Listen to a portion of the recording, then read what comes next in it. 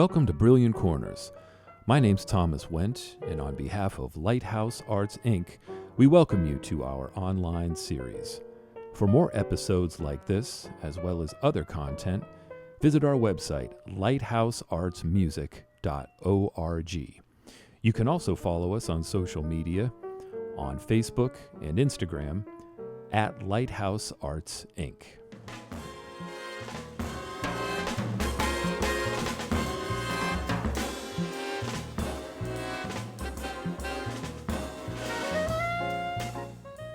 Oliver Nelson is one of the great unsung MVPs in jazz. Born on June 4, 1932 in St. Louis, Missouri, Nelson's career began in his teens playing alto and tenor saxophone in some of the last territory bands of that region, such as the Jeter Pillars, George Hudson, and Nat Towell's orchestras. He even made his recording debut at age 19 playing lead alto in Louis Jordan's big band in 1951.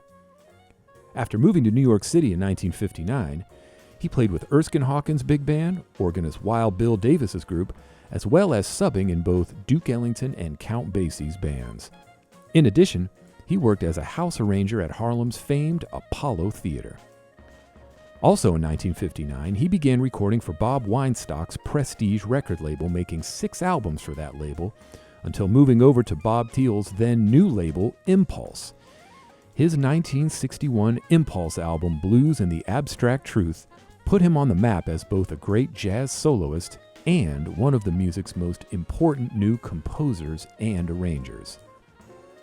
Nelson was a true visionary when it came to the American jazz big band and its potential for musical expression. In 1963, he began a series of big band collaborations with artists ranging from Jimmy Smith and Wes Montgomery to clarinetist Pee Wee Russell and vocalists Joe Williams and Nancy Wilson, among many others.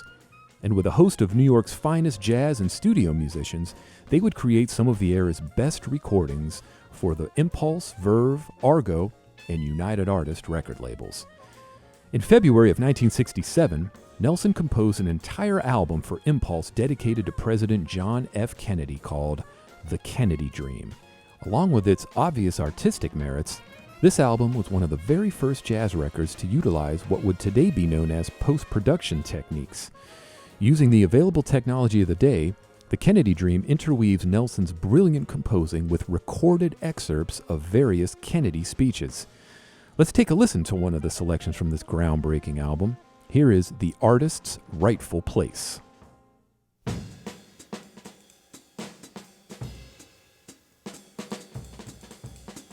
If sometimes our great artists have been the most critical of our society, it is because their sensitivity and their concern for justice, which must motivate any true artist, makes him aware that our nation falls short of its highest potential. I see little of more importance to the future of our country and our civilization than full recognition of the place of the artist.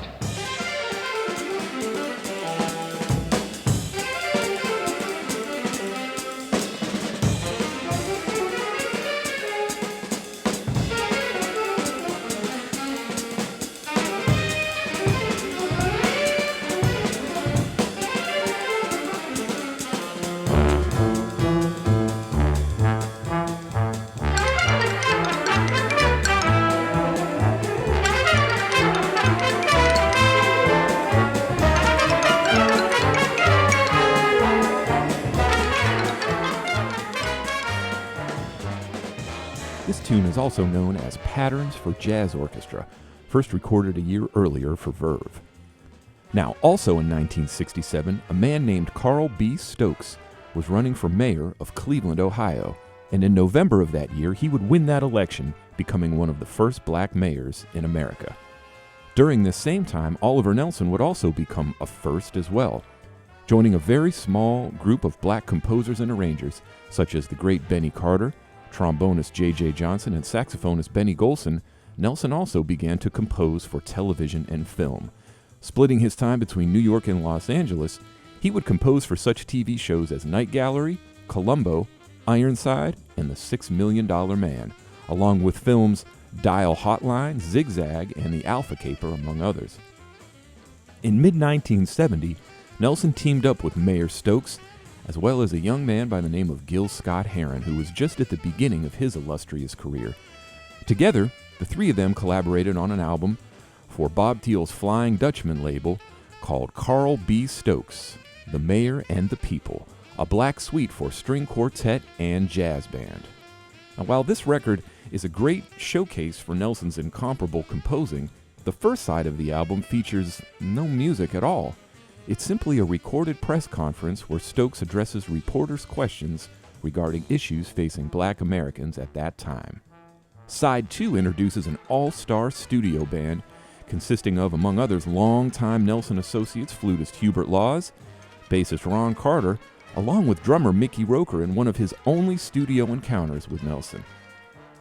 Much like the Kennedy Dream, this side 2 features recordings of Stokes reading text by both Gil Scott-Heron and the legendary black poet Langston Hughes, and they are ingeniously accompanied, of course, by Nelson's music. Let's hear some of The Mayor and the People. Here's some of Mother to Son, text by Langston Hughes.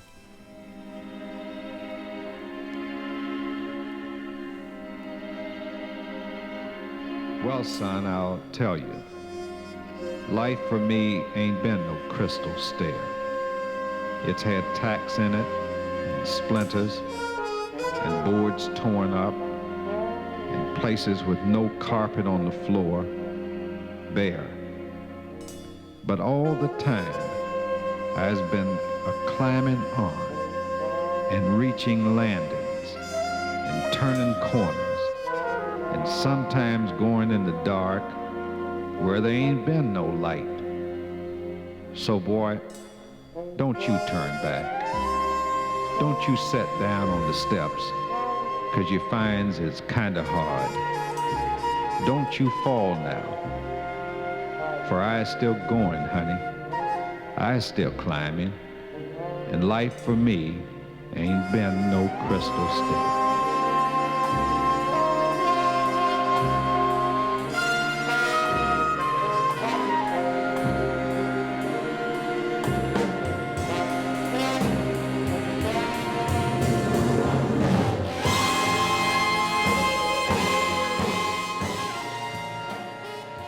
In 1970, America was becoming more and more divided.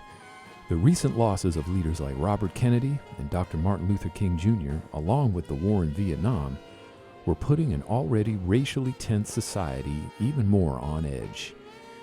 It's in times like these that great artists can truly come to the rescue. And this album is a great example. The ability to voice frustration with such profound beauty and spirit is what Black American music is all about. Let's check out I Too Sing America. I too sing America. I am the darker brother. They send me to eat in the kitchen when company comes, but I laugh and eat well and grow strong. Tomorrow I'll be at the table when the company comes. Nobody'll dare say to me, eat in the kitchen then. Besides, they'll see how beautiful I am and be ashamed. I too am America.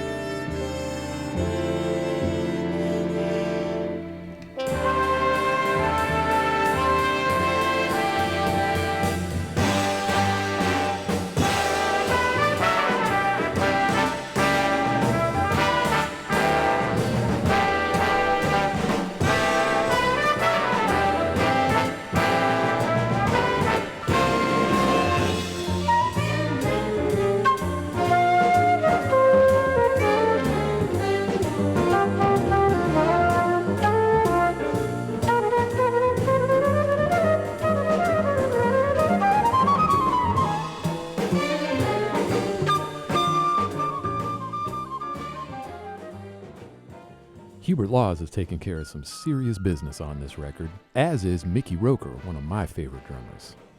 Well, let's take a listen to one other track from this side 2 of The Mayor and the People. Here is Paint It Black.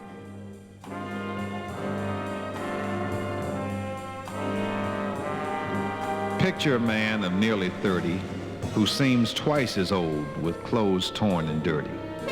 Give him a job shining shoes or cleaning out toilets with bus station crews.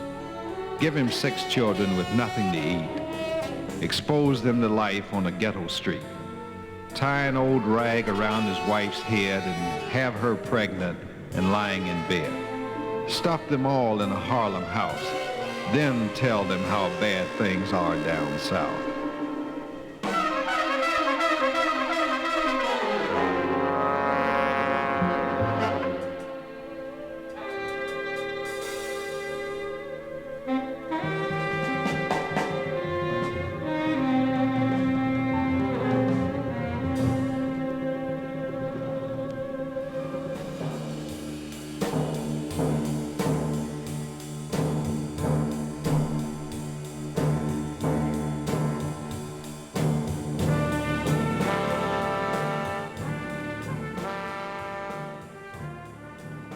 It's unfortunate that The Mayor and the People is not a well-known album, but it does stand as an important and unique document in the merging of the arts and politics. Carl B. Stokes, Langston Hughes, Gil Scott-Heron, and of course Oliver Nelson were each dedicated in their own unique ways to ending the terrible racial apartheid here in America. I certainly hope you've enjoyed checking this music out with me today, and I strongly encourage you to get to know the great Oliver Nelson even better. As always, there will be an accompanying listening list available on the Lighthouse Arts Inc. website.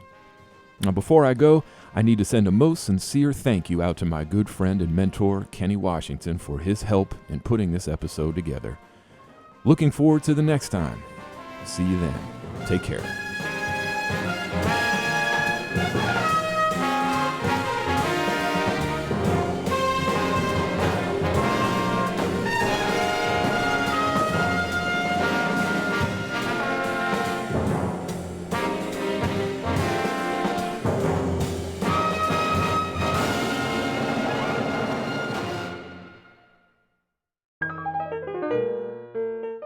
Thanks so much for joining us today on Brilliant Corners.